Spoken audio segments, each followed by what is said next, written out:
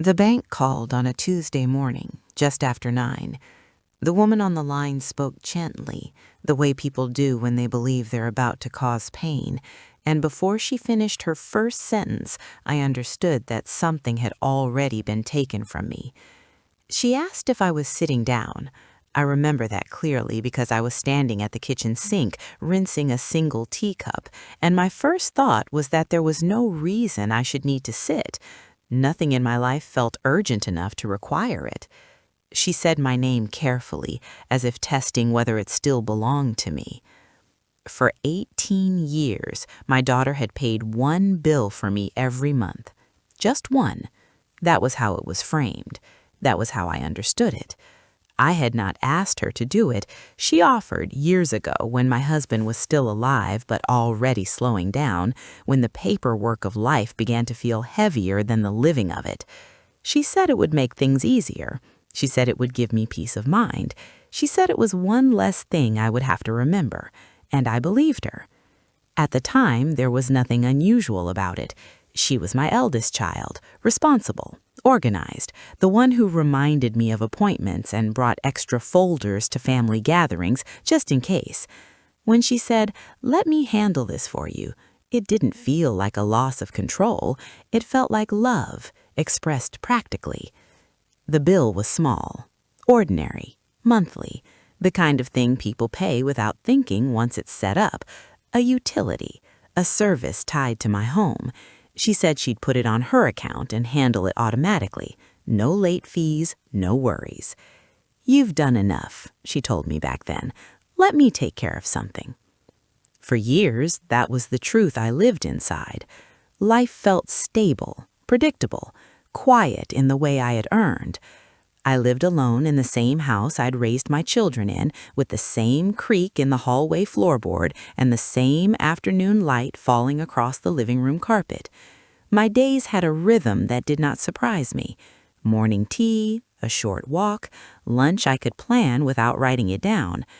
I paid my other bills myself. I balanced my checkbook the old way, with a pen and careful handwriting. I kept my papers in labeled folders, though I didn't look at them often. There was no sense of urgency in my life, no reason to suspect that anything was unfolding beyond my view. When my daughter visited, she'd ask the same gentle questions. "Did the bank statement come in? Are you feeling okay about the house expenses? Do you want me to look something over?" I never felt interrogated. I felt cared for. That was the danger, though I didn't know it yet. Nothing announces itself as danger when it's wrapped in familiarity. The first time I noticed something was wrong, I dismissed it. It was a letter that arrived in a plain white envelope with a logo I didn't immediately recognize. I remember turning it over twice before opening it, mildly annoyed that it hadn't been sorted properly with the rest of my mail. Inside was a statement, dense, formal, printed on thin paper that felt colder than the others. I skimmed it without really reading it. I was looking for numbers I recognized, words I understood easily. I didn't find them. I folded it back into the envelope and set it aside, telling myself I'd ask my daughter about it later. Later came and went. There were other small things. A delay when I tried to log into my online banking and was told my information didn't match theirs. A notice that one of my statements would now be delivered electronically per account preference, even though I had never changed such a thing. Each time I found a reason not to worry. I told myself this was what aging looked like. Small confusions, a growing distance between me and systems that updated faster than I could follow. I reminded myself that I was fortunate to have a daughter who understood these things, who stayed on top of them. Trust does not collapse all at once. It thins quietly, like fabric worn down by years of use. The second letter arrived 3 months after the first. This one was firmer, the language less polite. It referenced an outstanding balance I did not recognize and an account number I could not place. I read it twice this time, slowly, my finger tracing the lines as if they might rearrange themselves into something familiar if I followed them closely enough. They did not. I called my daughter that afternoon. She answered on the second ring, cheerful, unhurried. "Oh, that," she said when I described the letter. "Don't worry about it. That's part of the same bill. They changed their system. It looks worse than it is." Her voice carried no hesitation, no irritation, just calm assurance. "I'm handling it. You don't need to call them. It'll only confuse things." I felt embarrassed for even asking. I apologized. She laughed it off gently like she always did, and we moved on to talking about her work, her children, the weather where she lived. After we hung up, I placed the letter back in its envelope and slid it into a drawer I rarely opened. I told myself I'd done the right thing. I told myself I was being sensible by trusting her. That is the thing about trust when it's misplaced. It feels exactly the same as trust when it's deserved. The bank called 2 weeks after that. That was the call that asked if I was sitting down. The woman introduced herself by name and department. She explained that she was calling regarding an account associated with my address. She asked if I was aware of a long-standing delinquency. I remember laughing softly, without humor. I told her there must be a mistake. I had never missed a payment in my life. There was a pause on the line, the kind that stretches just long enough to let you know the person on the other end is choosing their words carefully. "According to our records," she said, "this account has not been current for some time." She asked if I was aware that the billing method had changed 18 years ago. 18 years. The words settled heavily in my chest. I told her my daughter paid that bill, had always paid it. There should be no delinquency. Another pause, shorter this time. "Mrs. Harris, your daughter has not made a payment on this account in several years." 6 years. The words did not connect to anything I understood. They floated, disconnected, waiting for me to give them meaning. I asked her to repeat herself. She did, slowly, as if repetition might soften the impact. I asked her how much was owed. She gave me a number that did not feel real. I wrote it down anyway, my hand steady despite the way my heart had begun to pound. I thanked her for calling. I told her I would need time to review my records. She gave me a reference number. I wrote that down too. When the call ended, the kitchen felt unfamiliar, too quiet, too still. I sat down at the table, the one my husband and I bought decades ago, and stared at the notepad in front of me as if it belonged to someone else. This was the moment trust began to erode. Not in anger, not in accusation, but in confusion. I told myself there had to be an explanation, a clerical error, a miscommunication, a system failure. My daughter was not careless. She was not dishonest. She would not let something like this happen without telling me. I gathered my papers that afternoon, slowly, methodically. I spread them across the table, sorting through years of statements and notices I had never felt the need to examine closely. I looked for patterns, for confirmations, for proof that my understanding of my own life was still intact. The proof did not appear. What I found instead were gaps, months with no statements, notices marked delivered electronically that I had never seen, references to account changes I did not remember approving. Small adjustments that, on their own, meant nothing, but together suggested something had been altered without my full awareness. I felt a tightness in my chest that had nothing to do with fear and everything to do with dignity. This was my home, my name, my responsibility. How had it drifted so far from me without my noticing? I called my daughter again that evening. I did not accuse, I did not raise my voice. I told her the bank had called. I told her what they said. She sighed softly, the way people do when they believe they are dealing with unnecessary worry. "Mom," she said, "you really shouldn't stress yourself like this. I told you I'm handling it." I asked her directly if she had stopped making payments. There was a brief pause, not long, just enough. I adjusted some things, she said, temporarily. It was more efficient that way. Efficient. I asked her what that meant. She told me not to worry about details. She told me the numbers the bank used were misleading. She told me she had a plan. I realized then that I no longer knew what questions to ask. After we hung up, I sat alone with the quiet realization that something fundamental had shifted, not yet certainty, but into doubt. And doubt, once it appears, does not leave politely. That night I did not sleep well. I replayed conversations in my mind, looking for signs I might have missed, small reassurances I had accepted without question, moments where I had handed over responsibility because it felt easier than holding it myself. I thought about how often I had said, "I trust you," without asking what that trust required of me in return. In the days that followed, I began to check things on my own. I called the bank again. I requested statements. I asked for records to be mailed to my address directly. The woman on the phone was professional, but I sensed surprise in her tone, as if this was the first time I had ever spoken for myself. When the documents arrived, they confirmed what the first call had suggested: missed payments, accrued charges, notes indicating account activity authorized by someone else on my behalf. Someone else. I was still trying to understand when the letter arrived from a legal department. This one did not ask politely. It informed. The balance had reached a threshold. Action was being considered. My options were outlined in language that left little room for interpretation. I sat with that letter longer than the others.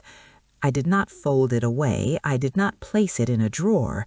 I laid it flat on the table and looked at it until the words stopped blurring. This was no longer a misunderstanding. This was a moral line being approached. I had not been told. I had not consented. And whatever had been done in my name had been done without my full knowledge. That evening I did not call my daughter. I waited. For the first time in 18 years, I allowed myself to sit with the possibility that the care I had accepted might have come at a cost I was never meant to see.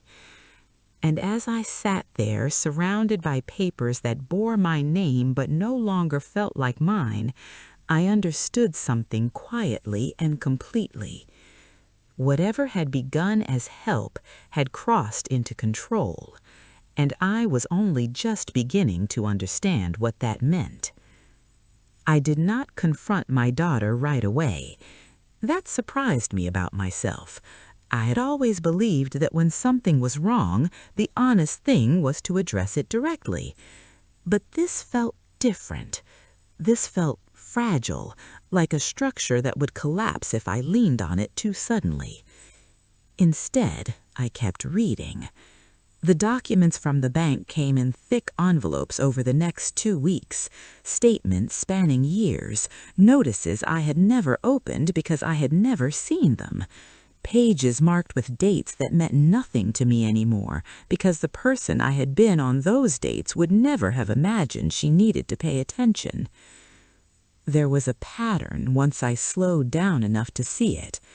Payments made regularly, on time for years, then a gradual thinning, a skipped month here, a partial payment there, then long stretches where nothing was paid at all, only fees added quietly in the margins.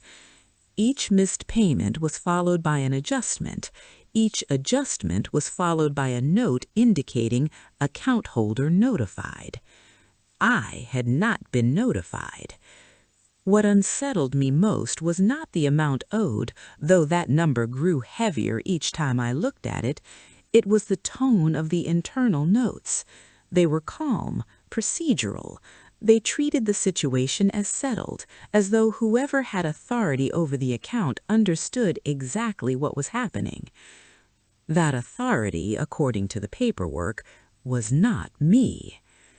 There was a form I did not remember signing, a change in billing preference, a shift to electronic communication, a designation of secondary manager, later upgraded to authorized decision maker. My daughter's name appeared again and again, neat and official. I tried to recall the moment I might have agreed to this. A visit, a conversation, a signature slid across the table with a pen already uncapped. Nothing came to mind, only a vague memory of trusting her to handle things when the language felt too technical and the days too full. Trust, I realized, had been used as a shortcut. I called the bank once more, this time asking to speak to someone who could explain the authorization process. The man on the line was patient. He explained how often these arrangements happen, especially with aging clients. He assured me there was nothing unusual about it. He said, "She was acting in what appeared to be your best interest." Appeared. I asked him when the account had first fallen behind. He gave me a date. I wrote it down. It was the same year my daughter had asked me to co-sign something for her. Just a formality, she had said, something to help her consolidate accounts. She told me it wouldn't affect me at all. I remembered hesitating, just briefly. I remembered her smile, practiced and reassuring. "Mom," she said, "you know I would never put you at risk." I believed her then, too. The realization did not arrive with anger. It arrived with a dull pressure behind my eyes, the kind that comes from holding back a truth you are not yet ready to name. I decided to visit the bank in person. I dressed carefully that morning, not of vanity but of instinct. I wore clothes that made me feel solid, presentable, as if being taken seriously might depend on how convincingly I looked like myself. The woman who met with me had a binder already prepared. She spoke in a measured tone, explaining timelines and procedures, answering my questions without interruption. She did not look surprised by anything I asked. When I told her I had not understood the extent of my daughter's involvement, she nodded slowly. "We see this often," she said. "It usually starts with help, then convenience, then decisions get made faster than conversations." I asked her if the account could have been salvaged earlier. "Yes," she said, without hesitation. "There were opportunities." Opportunities. I thought of the letters I had never seen, the calls that had gone to a number that was not mine, the conversations that had happened about my life without me present. I asked her why I was being called now. She closed the binder and folded her hands. "Because at this point," she said, "we need to hear directly from you." I left the bank with copies of everything. I did not cry in the lobby. I waited until I was back in my car. The door closed, the world narrowed to the sound of my own breathing. Even then, I did not cry. I felt something colder than sadness, a kind of careful alertness, the feeling you get when you realize you have been navigating a space that no longer belongs to you. That afternoon, my daughter called me. Her tone was brisk, almost businesslike. "The bank reached out to me," she said. "They said you'd been in." I told her I had. She exhaled sharply, not quite a sigh. "Mom, we talked about this. Going in person just complicates things."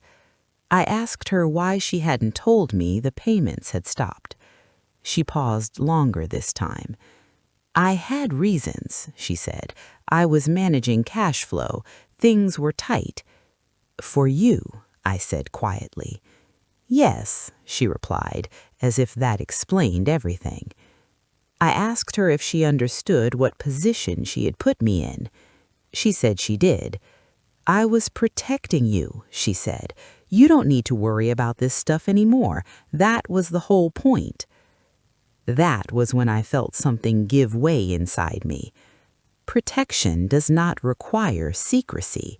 Care does not require erasure. I told her I needed full access to the account immediately. I told her I wanted all communication redirected to me. She sounded offended, hurt even. "After everything I've done?" she asked. I did not answer right away. I was choosing my words carefully, aware that whatever I said next would change something permanently. "I never asked you to carry this alone," I said finally, "and I never agreed to be kept in the dark." There was a silence that felt heavier than any argument. She told me I was overreacting. She told me I was letting anxiety cloud my judgment. She reminded me of how much she'd helped over the years, how much easier my life had been because of her involvement. All of that was true, and none of it erased what had been done without my consent. Over the next month, I worked through the process of reclaiming my own affairs. It was slow, uncomfortable, at times humiliating. I had to admit how much I did not know, how long I had allowed someone else to speak for me. Some of the staff treated me with exaggerated kindness, others with impatience. I learned quickly which questions to ask and which phrases unlocked cooperation. I learned that my credit had been affected, that decisions made quietly had consequences that spoke loudly now. I also learned that my daughter had been using the arrangement as leverage, not maliciously perhaps, but decisively. She had paid other things for herself, covered gaps with funds that should never have been intertwined with mine, told herself she would fix it later. Later had never come. The moral line was crossed not in a single act, but in a series of small ones, each justified by intention, each excused by familiarity. By the time I saw it clearly, the damage was already done. I consulted a legal advisor recommended by the bank. I did not go in seeking punishment. I went in seeking understanding. He listened carefully, asked thoughtful questions, and then told me something that stayed with me. "What happened here," he said, "is not uncommon, but it is serious. You were deprived of informed consent." That phrase settled into me with surprising force. Informed consent. I consented to help. I had not consented to risk. I had not consented to silence. The steps forward were outlined plainly. Options, not guarantees. Repairs that would take time. Consequences that could not be undone, only managed. I went home that evening with a folder thicker than the one I had carried in. My daughter did not call that night, or the next. When she finally did, her voice was different, tighter. "They're saying I can't act on your behalf anymore. Do you know how that makes me look?" I thought about that question a long time before answering. I know how it made me feel. That conversation did not end well. There were accusations, tears, words spoken from a place of fear more than reflection. But beneath it all was something neither of us said out loud. The roles had changed. She was no longer managing my life, and I was no longer willing to be managed.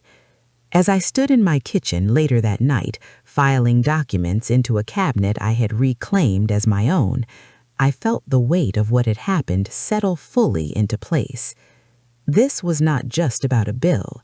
It was about dignity, about autonomy, about the quiet ways power shifts when trust goes unquestioned. And though the path ahead was uncertain, one truth was now clear to me, steady and unmovable. I would not allow decisions about my life to be made without my voice. Ever again. By the time everything was laid out in front of me, there was no single moment that felt like a revelation. There was no dramatic sentence, no sudden proof that changed everything at once. There was only accumulation. Paper after paper, conversation after conversation. Small confirmations stacking until denial no longer fit. That was when the numbness arrived. Not panic, not rage, a quiet, hollow stillness that settled in my chest and stayed there. I had lived long enough to know that when emotions go quiet like that, it is because something fundamental has shifted, something you cannot undo simply by apologizing or explaining. The legal advisor was careful not to use harsh language. He spoke about responsibility and boundaries, about intention versus impact. He explained that while my daughter may not have set out to harm me, the effect of her actions mattered more than her reasons. You were financially exposed without your informed participation, he said again, gently. That's the line. The word line stayed with me, because I could trace exactly where it had been crossed, not when she stopped paying, not when she redirected statements, but when she decided I did not need to know. That was the moment care became control. The process of correcting what had been done was slow and at times deeply uncomfortable. I had to speak for myself in rooms where I had not expected to ever explain my competence. I had to answer questions that felt insulting simply because of my age, but I also felt something else returning to me piece by piece: agency. Each time I signed a document myself, each time a letter arrived addressed directly to me, each time someone looked at me, not past me, not around me, and asked what I wanted to do next. The account could not be erased, the debt did not disappear, but there were options, payment plans, adjustments, consequences that were difficult but survivable. What surprised me most was not the financial strain, it was the emotional distance that followed. My daughter and I did not speak for several weeks after the final changes were made. When we did, it was strained, polite, careful. She spoke about stress, about pressure, about feeling like she had to manage everything alone. I listened. Then I spoke about something she had not mentioned. I trusted you, I said, and trust requires honesty, not efficiency. She was quiet for a long time after that. I thought I was helping, she said finally. I know, but help that removes someone's voice isn't help, it's replacement. That was the first time she cried during any of these conversations, not loudly, not dramatically, just enough to let me know she understood, at least partially, what had been lost. We are still rebuilding. Our relationship did not reset neatly. Some things do not. There is caution now where there once was ease, boundaries where there once was assumption, and that is not a punishment. It is reality. I live differently now. I read every letter. I ask questions even when they feel inconvenient. I keep my own records and speak in my own name. The bill that started all of this is mine again, paid directly, on time. Each month I make the payment myself, not because I enjoy it, but because it reminds me that responsibility and dignity are not burdens to be handed off lightly. What I lost in comfort, I regained in clarity. What I lost in illusion, I regained in self-respect. There are moments when I grieve the version of our relationship that existed before all of this, the easy trust, the unquestioned closeness. But I have learned that closeness without honesty is fragile. It does not survive pressure. If there is one thing I understand now, it is this. Aging does not mean disappearing. Needing help does not mean surrendering authority. And love, real love, does not require silence. If stories like this resonate with you, you may want to stay with this channel. These stories are told for people who understand. I am still here, still capable, still allowed to speak for myself, and that knowledge, earned the hard way, is something no one can quietly take from me again.